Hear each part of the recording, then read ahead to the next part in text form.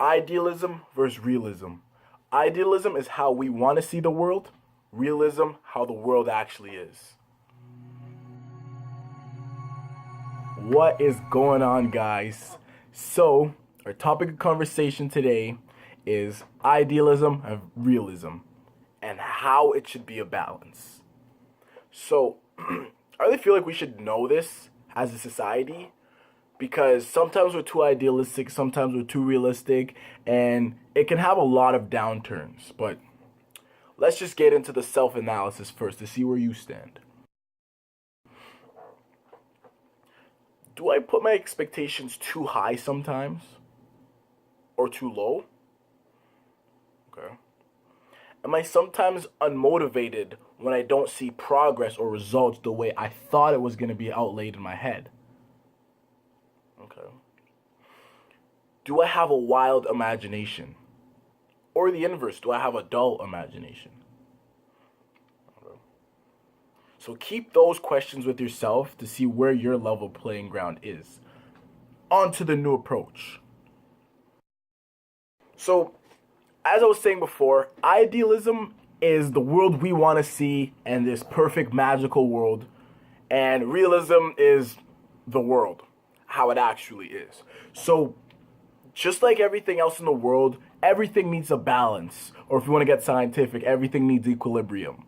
So, this is the same thing. We need that equilibrium between realism and idealism. So, some people will probably think, oh, maybe one is better than the other, but that is actually not true. For example, sometimes you need to be more idealistic when you're thinking of bigger goals, bigger dreams. You can't be too real about it because sometimes what you think is real is not what actually happens. You know, when people exceed their goals, that's them being idealistic, but in the good way.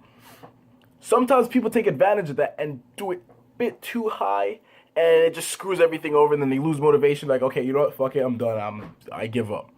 So it's all about having the balance. Realism, on the other hand, is good because you need to understand how the world actually works and not just how you just perceive the world or how you want the world to actually be and get stuck in these false prophecies and get stuck in your head and ignorant and narrow-minded. So that's when realism is not good. But it's still good because it keeps you grounded. That's the difference. All right, so for the new approach, the very first thing I want to say is something I like doing myself, and it's called the orb analysis.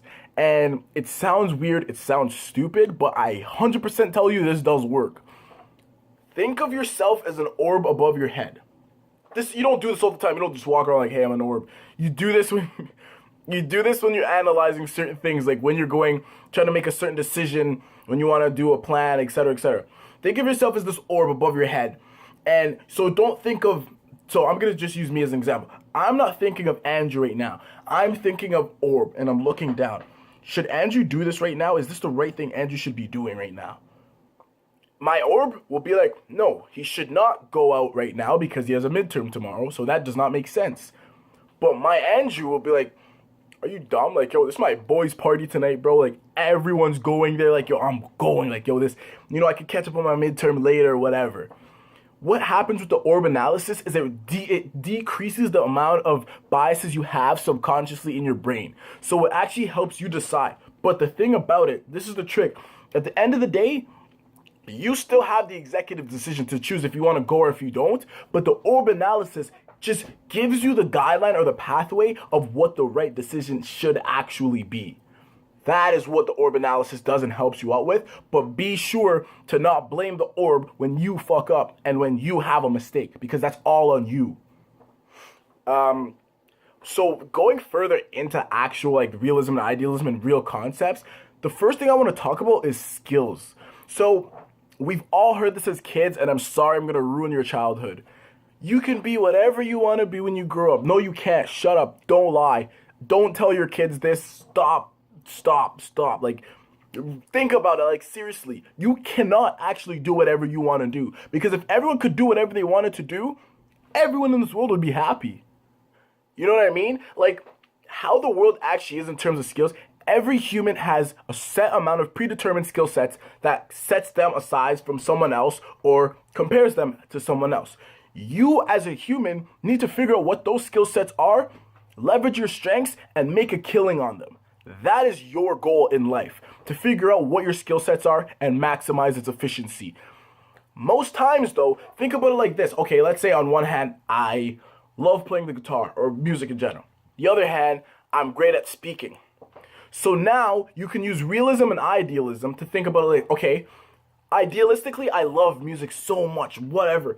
But realistically, I can't make a living, per se, on doing this. My communication skills. Realistically, I'm good at them. Idealistically, I can do something with them. But if you look further back into it in terms of a skill set, I can make a living off of my communication skills as I can off music. Music would be a hobby skill. Communications would be a living skill. You get the difference? You have to know the difference between your hobby skills and your living skills. And that is what's going to help you kind of pinpoint what your predetermined skill sets are to move yourself forward. Because not all your skills are going to help you make money, nor are all your skills going to help you get happy. You know what I mean? You really got to think deeper into what your skills are and the beneficiaries of them. So the second one I want to get into is careers. Holy careers. People are so idealistic about careers, it's wild. I don't even remember the stat, but I know it's more than half of the world. If you're reading this, if you're listening to this, you're probably thinking the same thing. You probably do not like your job. You're just, it's just another paycheck, or the money's getting me by. That is because idealistically, you probably thought it was a sick thing to go into until you realistically got into it and you're like, hey, what the fuck is this? You know what I mean? So I'll use myself as an example. As I was growing up, always wanted to be a lawyer. I was a great communicator, great debater. That's what I wanted to do all the time. And I was young, and I don't know, I guess I had a deep-ish mind when I was young. But I always thought to myself, okay, if I was 40 years old and I had a wife and kids, is this something I would be happy to wake up 6 a.m. every day and do and work overtime and do this? And then I was like, maybe yes, maybe no. And then I thought in more deep about it. What would I actually be doing in this scenario?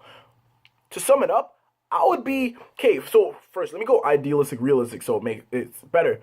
Idealistically, I thought, yeah, I'm just getting paid to talk. And I'm going to get so much money. I'm going to be driving Porsches and Lambos. And I'm just going to have these nice-ass suits. And everything's going to be all lovey-dovey.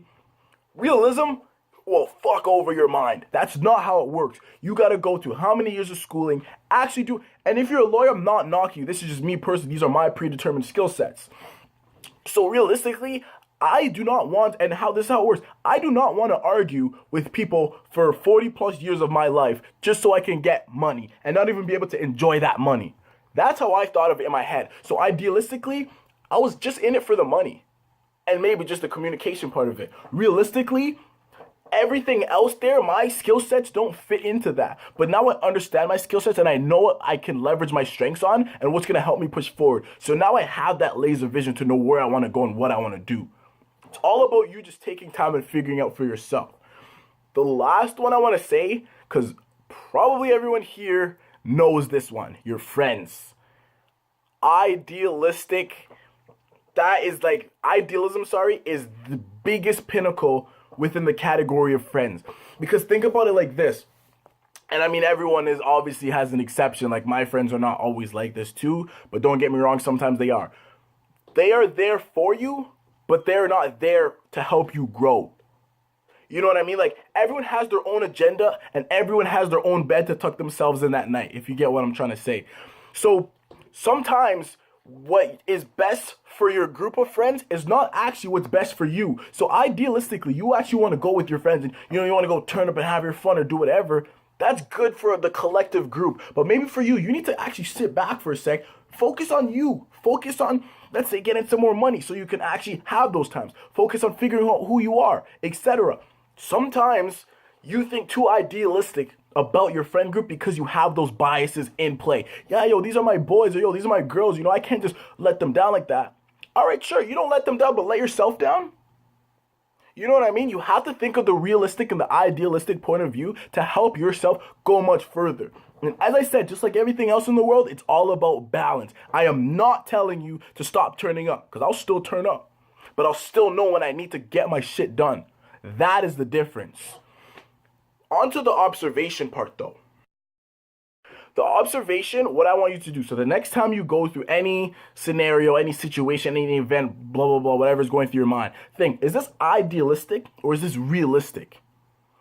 And then if it's idealistic, think, am I only using idealism right now because I have a bias? And if it's realistic, am I just saying this because I have a fear of the unknown? So I don't want to raise my expectations a bit higher?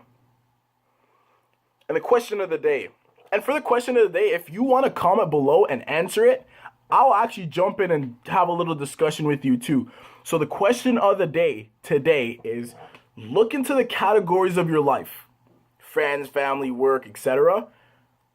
Look at them. Are they more realistic or are they more idealistic? And then think about the second part of this question. Are these the right decisions for these categories?